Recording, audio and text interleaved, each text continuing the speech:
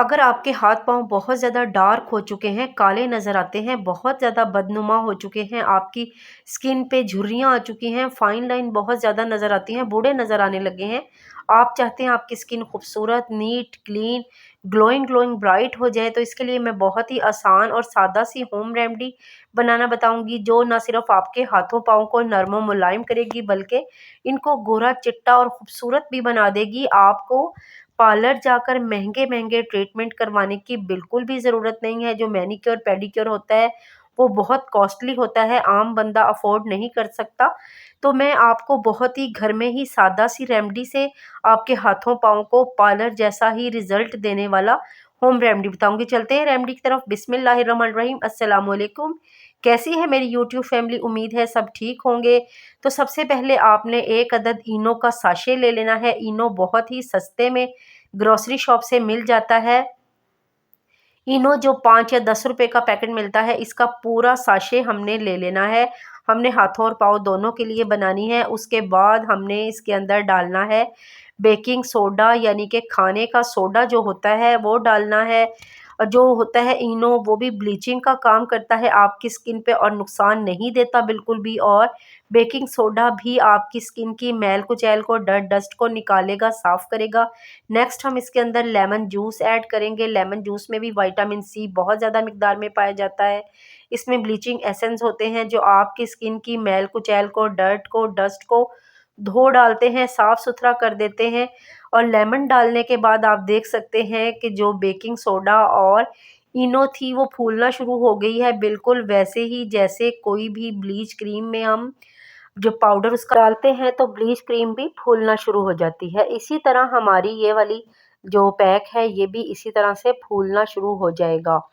तो नेक्स्ट हम इसके अंदर इसको और ज़्यादा मोस्ट पावरफुल बनाने के लिए और ज़्यादा अच्छा करने के लिए, ताकि इसका बहुत ज़्यादा अच्छा रिज़ल्ट आए, तो इसके अंदर हम ऐड करेंगे हनी, यानी कि शहद। शहद भी आपकी स्किन को क्रिस्टल क्लीन करता है, नीट क्लीन बनाता है, साफ़-सुथरा बनाता है। अगर कोई इसका साइड इफ़ेक्ट हुआ भी तो हनी है इसको कवर कर लेगा, शहद जो होता है वो कवर कर लेगा। वैसे मैंने कोई भी इस तरह की चीज़ ऐड नहीं की है जो साइड इफ़ेक्ट देगी।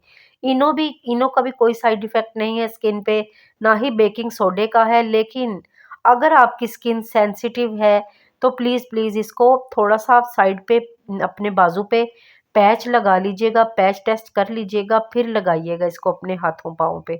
अगर मैं आपको बार-बार कह रही हूँ, अगर आपकी स्किन सेंसिटिव है तो आप इस्तेमाल करने से अवॉइड कीजिएगा। अगर सेंसिटिव नहीं है तो आप लगा सकते हैं, कोई मसला नहीं है। उसके बाद आपने साफ़-सुथरा बाउल ले लेना है, उसके अंदर नीम गर्म पानी, हल्का-सा नीम गर्म पानी आपने इसके अंदर ऐड करना है। उसके बाद हमने इसके अंदर नमक ऐड करना है, यानी कि सॉल्ट। सॉल्ट जो होता है वो आपने तकरीबन हाफ़ टी स्पून इसके अंदर ऐड कर देना है।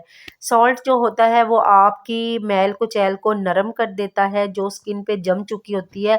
जो कालापन हमारी परत की तरह स्किन पे जम जाता है, बहुत ज़्यादा बदनुमा लगता है, उतरने का नाम नहीं लेता, इतना ज़्यादा सख्त हो जाता है। तो जो नमक होता है ना, वो उसको ना नरम कर देता है मैल को और उतरने में आसान कर देता है। उसके बाद हमने 1 टीस्पून ही शैम्पू का ऐड करना है। आप शैम्पू ऐड कर सकते हैं, शैम्पू नहीं है हैंड वॉश या कोई फेस वॉश जो भी आपके पास मौजूद हो, आप इसके अंदर ऐड कर सकते हैं।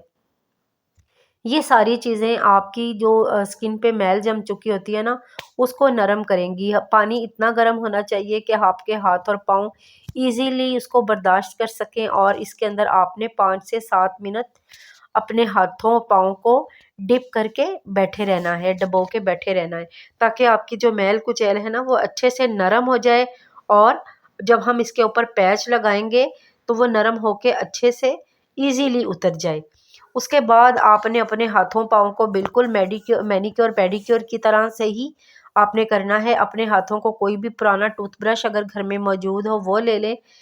तो अपने हाथों को, अपने नाखन्स वगैरह को, अपनी उँगलियों के नकल्स को अच्छे से रगड़ें, और ये याद रहें कि थोड़ा-सा नरमी से रगड़िएगा, ज़्यादा सख्त हाथों से मत रगड़िएगा, वरना आपके हाथों पाँव पे कोई रैश वगैरह पड़ सकते हैं। फिर वो जो अ, हमने पैक बनाया है वो लगाएँगे तो वो आपको जलन फ़ील ना करे।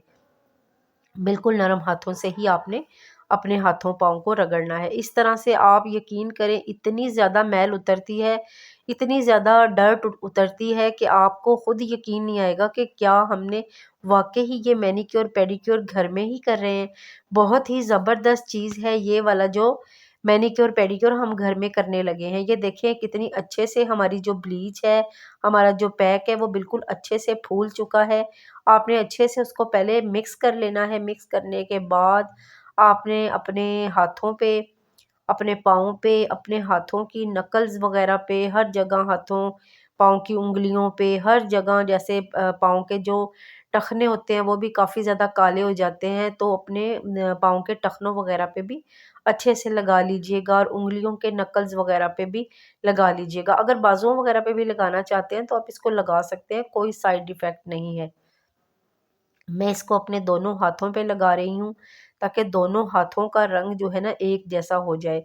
ये इसको 15 से 20 मिनट आपने लगे रहने देना है।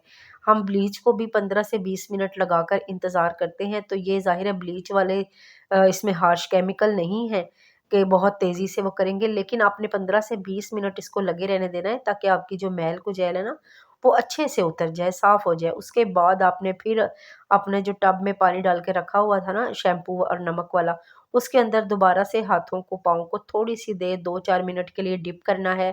फिर हल्के-हल्के हाथों से आपने अपने हाथों को रब करना है ताकि जो और ज़्यादा मैल कुचैल थी, वो अच्छे से साफ़ हो जाए, नीट क्लीन आपके हाथ हो जाएँ। आप यकीन करें इस मैनीक्योर पेडिक्योर के बाद आपको इतना ज़्यादा फ़र्क महसूस होगा। इस मैनीक्योर पेडिक्योर को आप महीने में 2 से 3 बार कर सकते हैं, आपको बिल्कुल महँगे पार्लर जैसा रिज़ल्ट मिलेगा। मुझे खुद हैरानगी हो रही थी जब मैंने ये वाला मैनीक्योर पेडिक्योर घर पे किया। बहुत ज़्यादा अच्छे खूबसूरत हाथ-पाँव हो गए थे, नर्म और मुलायम हो गए थे।